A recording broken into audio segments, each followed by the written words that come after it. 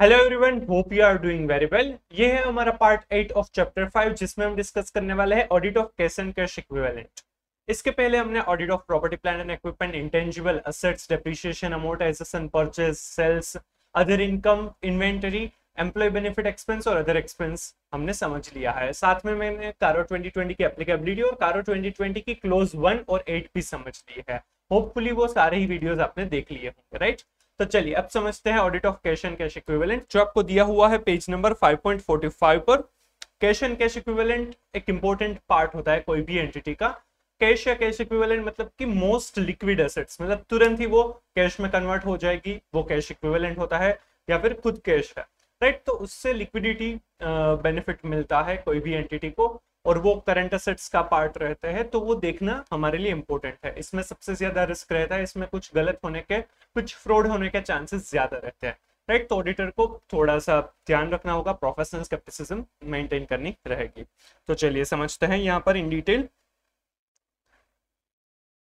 Cash and cash equivalent is the form of cash in hand, stamps in hand, balances held with bank in current accounts or margin money accounts, cash credit accounts, debit balance, fixed deposits, checks in hand, etc. represent the most liquid asset of an enterprise that is readily convertible into cash and subject to insignificant value risk, right. ये liquid asset most liquid assets है, और इसमें value risk सबसे कम है कि value decrease हो जाएगी, ऐसे कोई चांसेस नहीं है, इसलिए ये इनसिग्निफिकेंट रिस्क हो जाएगा वो। Utmost professional skepticism needs to be exercised while auditing such balances as they are prone to misappropriation. इसमें मिसअप्रोप्रिएशन होने के सबसे ज्यादा चांसेस है, इसीलिए प्रोफेशनल स्केप्टिसिज्म मेंटेन करनी रहेगी। इसकी ऑडिट प्रोसीजर देखते हैं। ब्रीफ डिस्क्रिप्शन में हमने हमें असर्शंस दी है और audit procedure. To establish the existence of cash and cash equivalent balances as at the period end, cash and cash equivalent balances that were supposed to be recorded have been recorded in the financial statements, that is completeness। यहाँ पर existence और completeness के लिए एक साथ यहाँ पर audit procedure दी है। एक्सिस्टेंस कंप्लीटनेस चेक करने के लिए कैश वगैरह है, तो उसके लिए हम फिजिकल वेरिफिकेशन कर सकते हैं, उसमें सरप्राइज चेकिंग होना चाहिए, तभी कैश एक्चुअल में कितनी है वो पता चल पाएगा। और कैश का जो फिजिकल वेरिफिकेशन करे वो भी हमें ध्यान से करना चाहिए, जो कैशियर है उसकी प्रेजेंस में ही करना चाहिए, और जितनी भी जगह पर कैश रखी हुई है एक साथ उसका साइमल्टेनियसली फिजिकल वेरिफिकेशन होना चाहिए, अदरवाइज कुछ गड़बड़ हो सकती है। बैंक की बैलेंसेस है तो उसके लिए हम कंफर्मेशन ले सकते हैं, डायरेक्ट कंफर्मेशन प्रोसीजर जो ऐसे 505 है उस हिसाब से कर सकते हैं। और बैंक बैलेंसेस सारे ही जितने भी अकाउंट्स है सभी के लिए हमें कंफर्मेशन रिक्वेस्ट भेजनी चाहिए, इसमें सारे में कंफर्मेशन हमें लेने ही पड़ेंगे, क्योंकि बैंक बैलेंस से जो इंपॉर्टेंट पार्ट है, अगर बैंक बैलेंसेस बराबर है तो बहुत सारा जो अकाउंट्स है, बहुत सारी एंट्रीज है, वो काफी हद तक सही है, ऐसा हम मान सकते हैं, क्योंकि किसी ना किसी तरीके से फाइनेंशियल अकाउंट्स में जो भी चीज आती है वो किसी ना किसी तरीके से बैंक पेमेंट रिसिप्ट से जुड़ी हुई होती है, तो उससे हमें ज्यादा कंफर्मेशन मिलेगा। इसीलिए बैंक बैलेंसेस का तो सारे कंफर्मेशन हमें मंगवा नहीं पड़ेंगे। हाँ, पर कंफर्मेशन अगर नहीं आ रहा है तो हम अल्टरनेटिव ऑडिट प्रोसीजर कर सकते हैं, जैसे कि स्टेटमेंट्स हम चेक कर सकते हैं, बैंक स्टेटमेंट्स जो अवेलेबल हो वो हम हमारे सामने ऑनलाइन डाउनलोड भी करवा कर हम चेक कर सकते हैं। तो ऐसे कोई प्रोसीजर अल्टरनेटिवली हम कर सकते हैं, राइट। तो ये जनरली प्रोसीजर की जाएगी, इन डिटेल हम समझते हैं। Special care is necessary in regard to verification of cash balances. Unless they are checked by surprise, there can be no certainty that the cash produced for inspection was in fact held by the custodian. कई बार हो सकता है कि हम check करने जाने वाले उनको पता है, तो वो कुछ भी तरीके से वो एडजस्ट करके जितनी बुक्स में है उस तरीके से कैश बैलेंस फिजिकली लेकर आ सकते हैं, राइट। वो हम वो जो कैशियर होगा वो अपने पॉकेट में से भी रख सकता है टेम्पररीली, जब तक ऑडिट हो रहा है, फिर से वो लेकर जाएगा, ऐसा कुछ हो सकता है। इसीलिए कैश का सरप्राइज चेकिंग होना काफी नेसेसरी चीज है। For this reason, the cash should be checked not only on the last day of the year, but also checked again sometime after the close of the year without giving notice of the auditor's visit either to the entity or to his staff. That is surprise check.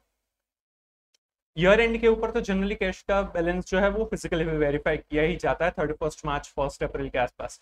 Generally जब inventory verify करने चाहते हैं तब cash का भी balance verify कर ही लेते हैं, बट हमें और कोई दिन पर भी वो सरप्राइज चेकिंग कैश का करना जरूरी होता है।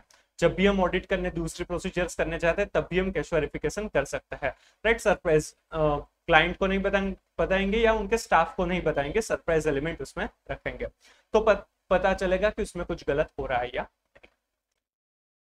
If there are more than one cash balances, for example when there is a cashier, a petty cashier, a branch cashier, and in addition there are impressed balances with employees, all of them should be checked simultaneously as far as practicable so that the shortage in one balance is not made good by transfer of amount from the others.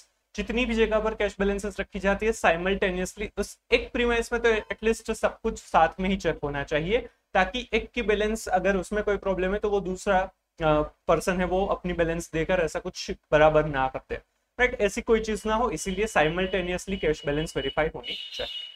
It is desirable for the cashier to be present while cash is being counted, and he should be made to sign the statement prepared containing details of the cash balance counted along with denomination of cash. जब भी हम cash का physical verification करें तो cashier होना चाहिए और उनके पास हम साइन भी करवाएंगे कि ये फिजिकली हमने जो देखी ये कैश कैश अमाउंट हमें मिली है, और डिनोमिनेशन भी कि 500 की नोट्स कितनी थी, 100 की नोट्स कितनी थी, वो भी हम लिखकर पूरा स्टेटमेंट बना सकते हैं और कैशियर की भी साइन ले लेंगे ताकि फ्यूचर में कोई प्रॉब्लम ना हो। If he is absent at the time of the cash is being verified, he may hold the auditor responsible for the shortage, if any, in cash.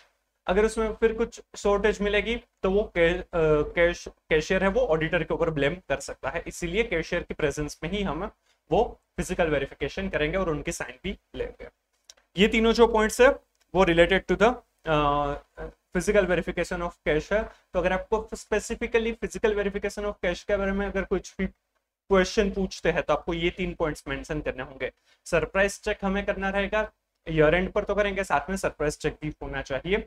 Second, जितने भी जगह पर कैश बैलेंसेस है वो प्रीमाइस में वो एक साथ साइमल्टेनियसली चेक होनी चाहिए। एंड थर्ड, कैशियर की प्रेजेंस में ही हम कैश का फिजिकल वेरिफिकेशन करेंगे और उनकी साइन भी लेंगे स्टेटमेंट, राइट।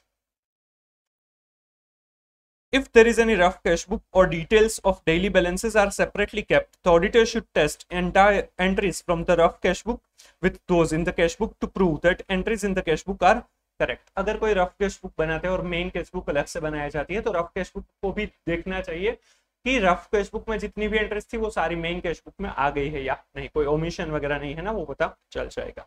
बट जनरली ये प्रैक्टिकली काफी डिफिकल्ट चीज है क्योंकि रफ कैश बुक अगर कोई होगी तो वो ब्लैक मनी के लिए जनरली होती है, तो वो ऑडिटर को नहीं मिलेगी, राइट। और अगर रफ कैश बुक जैसा कुछ कॉन्सेप्ट है भी तो वो काफी डिफिकल्ट होता है कि उसमें सब कुछ बराबर हमें समझ में आए इस तरह से मेंटेन किया होगा, राइट, कि रफ कैश बुक भी और मेन कैश बुक भी है, वो जनरली कंपैरेटिवली कम हो गया, सीधा ही एक ही कैश बुक में रिकॉर्ड किया जाता है। If the auditor finds any slip, chit और IOUs मतलब कि किसी को पेमेंट करना है उसका डॉक्यूमेंट होगा।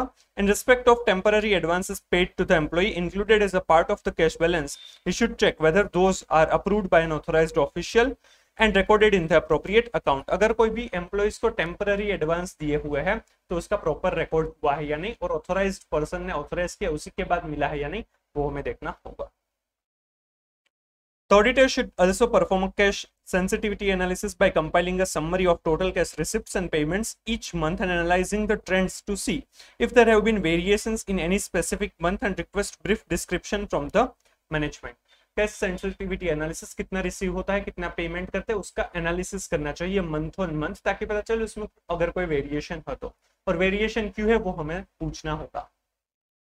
The auditor needs to obtain bank reconciliation statement BRS for all bank accounts maintained by the entity as at the reporting period, and additionally need to understand the client's process and periodicity of making the BRS.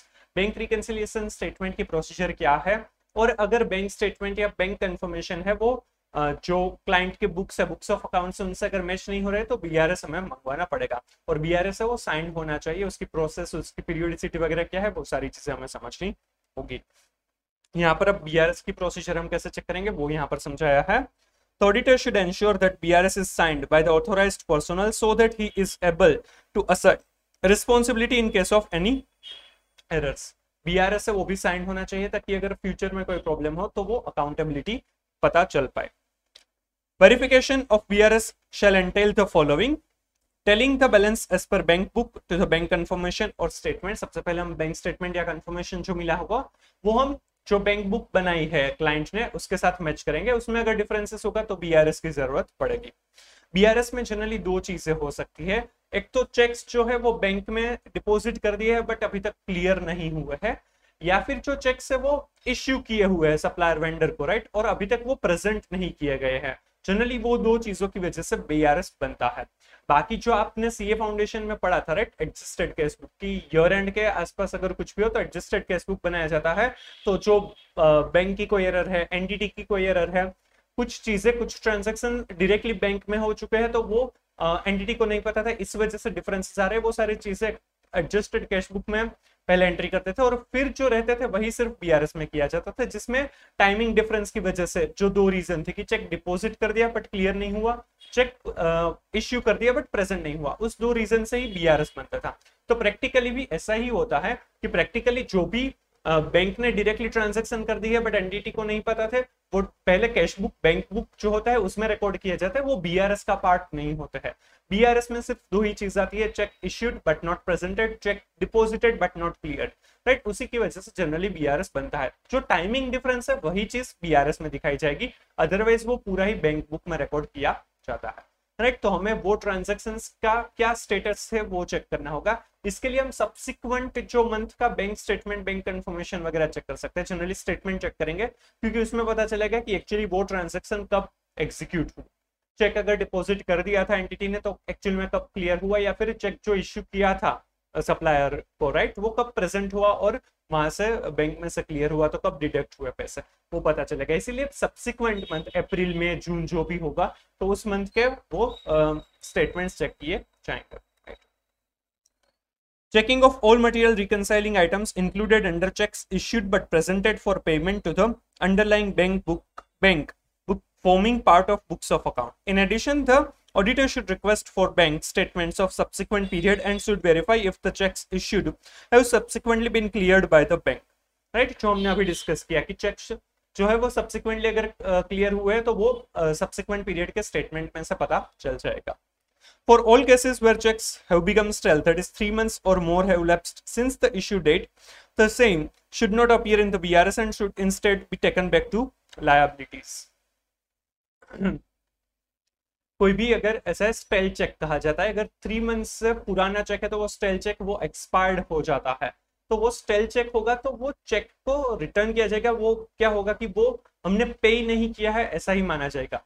मतलब कि जो client था उन्होंने check है वो supplier को issue कर दिया बट वो 3 महीने तक वो प्रेजेंट नहीं हुआ बैंक में, तो वो स्टेल चेक माना जाएगा और वो जो चेक है वो रिवर्स करना पड़ेगा। जब भी पेमेंट किया होगा तो जो भी पार्टी है उसका अकाउंट है वो डेबिट किया गया होगा और जो बैंक अकाउंट है वो क्रेडिट किया गया होगा।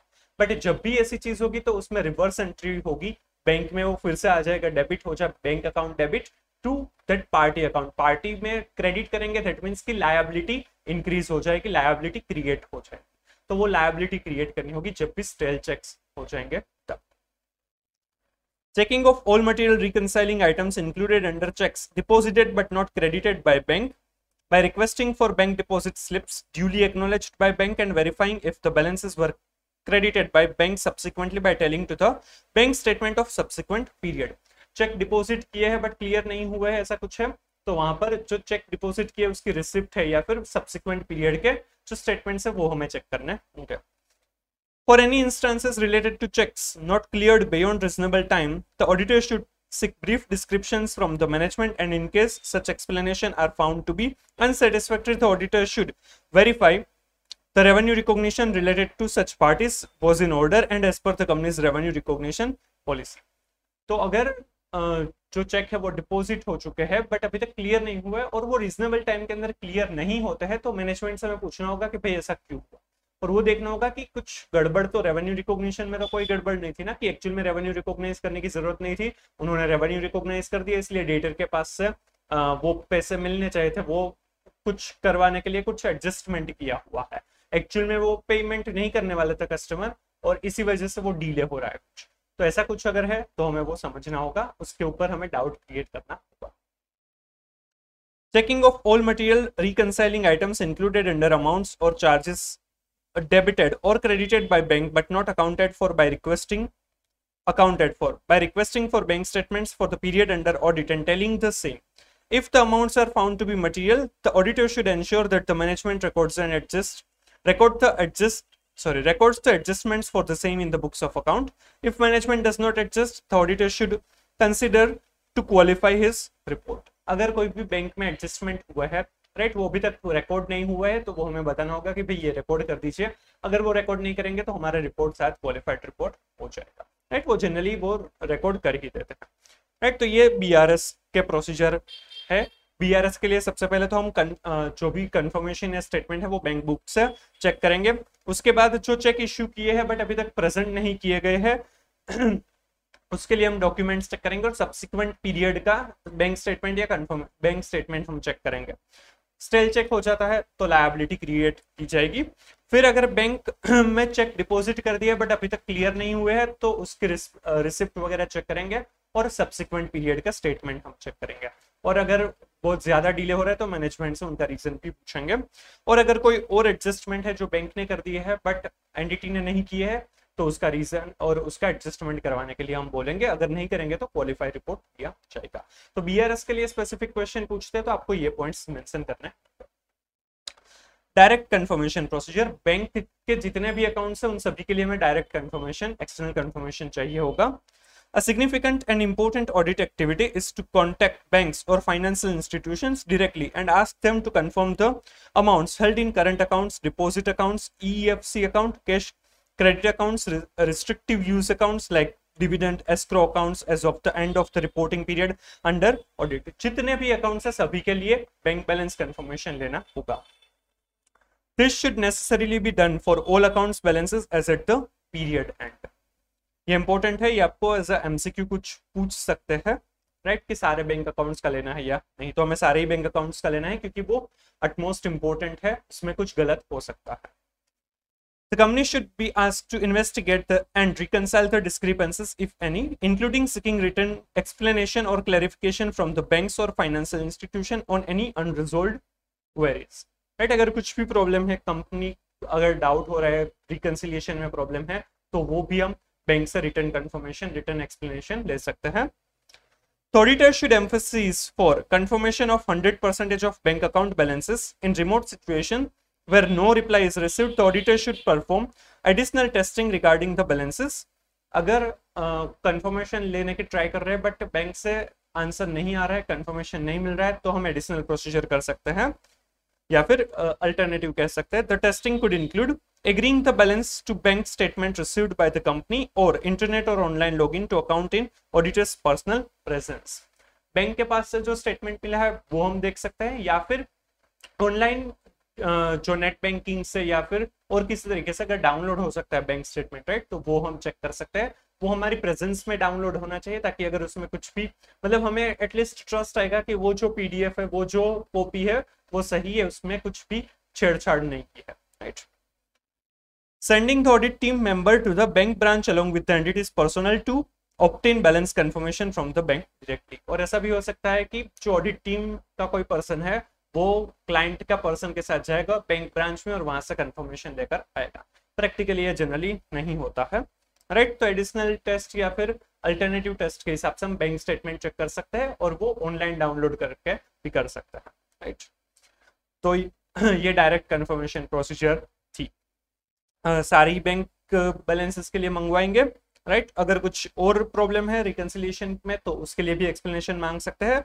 और अगर नहीं मिल रहा है कंफर्मेशन तो अल्टरनेटिव या एडिशनल टेस्टिंग करेंगे जिसमें स्टेटमेंट हम चेक कर सकते हैं या फिर एंगेजमेंट टीम में से कोई पर्सन है वो क्लाइंट के पर्सन के साथ जाएगा बैंक ब्रांच में to get the confirmation. Cash and cash equivalent balance have been valued appropriately. Cash and cash equivalent की जो बैलेंस है वो प्रॉपर है या नहीं, उसके लिए वैल्यू जो है वो बराबर है या नहीं, उसके लिए हम क्या प्रोसीजर करेंगे. In addition to the procedures performed above, the auditor should ensure that all bank accounts holding foreign currency have been registered at the closing exchange rates as per applicable financial reporting framework. अगर कोई भी account है वो foreign currency में है, right, foreign में कोई है तो उसको रीस्टेट करना होगा इंडियन करेंसी में एज पर AS11, राइट. इसके पहले हमने सेल्स और परचेस में भी समझा था कि अगर कोई भी एक्सपोर्ट या इंपोर्ट हो रहा है तो उसको भी फॉरेन करेंसी में कन्वर्ट करना होगा एज पर AS11, राइट. तो ये इंपॉर्टेंट पॉइंट हो जाएगा या कॉमन पॉइंट हो जाएगा हमारे लिए. सेल्स, परचेस या कैश एंड कैश इक्विवेलेंट अगर उसकी मेजरमेंट में वो फॉरेन करेंसी में है एक्चुअल में तो उसको AS11 के हिसाब से रीस्टेट करना होगा वो हमारा एक पॉइंट बन सकता है वैल्यूएशन के लिए, वो कॉमन पॉइंट हो जाएगा, राइट। अब डिस्क्लोजर्स है, कैश एंड कैश इक्विवेलेंट एक लाइन आइटम बन जाएगी फाइनेंशियल स्टेटमेंट बैलेंस शीट के अंदर, और नोट्स टू अकाउंट्स में प्रॉपर डिस्क्लोजर होंगे, उसमें क्लासिफिकेशन होगा balances with banks, cheques, drafts on hand, cash on hand, others specify the nature. earmarked balances with banks for example for unpaid dividend shall be separately stated। अगर कोई specific purpose के लिए कोई balances है तो वो अलग से दिखाना जरूरी होगा। Balances with banks to the extent held as a margin money or a security against the borrowings, guarantees, other commitments shall be disclosed separately। कई बार कुछ प्रोजेक्ट्स के लिए मार्जिन मनी डिपॉजिट कोई भी अलग से डिपॉजिट सिक्योरिटी डिपॉजिट रखनी होती है तो उसको भी सेपरेटली डिस्क्लोज करना होगा। Repatriation restriction if any in respect of cash and bank balances shall be separately stated। अगर कोई फॉरेन कंट्री में कोई अकाउंट है और उसमें रिपेट्रिएशन मतलब कि इंडिया में लेकर आने में कोई भी रिस्ट्रिक्शन है कि थोड़ी थोड़ी अमाउंट या कुछ लिमिटेड अमाउंट ही लेकर जा सकते हैं, अगर ऐसा कोई भी रिस्ट्रिक्शन है तो वो स्पेसिफिकली मेंशन करना होगा। Bank deposits with more than 12 months maturity shall be disclosed separately. और जो बैंक डिपॉजिट्स फिक्स डिपॉजिट्स वगैरह है अगर वो मोर देन 12 मंथ्स 12 महीने के बाद वो मैच्योर होने वाली है तो वो सेपरेटली डिस्क्लोज की जाएगी, राइट। तो ये कैश एंड कैश इक्विवेलेंट के ऑडिट के बारे में होप आपको ये समझ में आ गया होगा। नेक्स्ट वीडियो में हम बोरोविंग्स का ऑडिट कैसे करेंगे वो समझने वाले हैं। अगर आपको ये वीडियो अच्छा लगा है तो please like and share the video, comment if you have any doubt, suggestion और reviews, and please subscribe the channel. Thank you so much.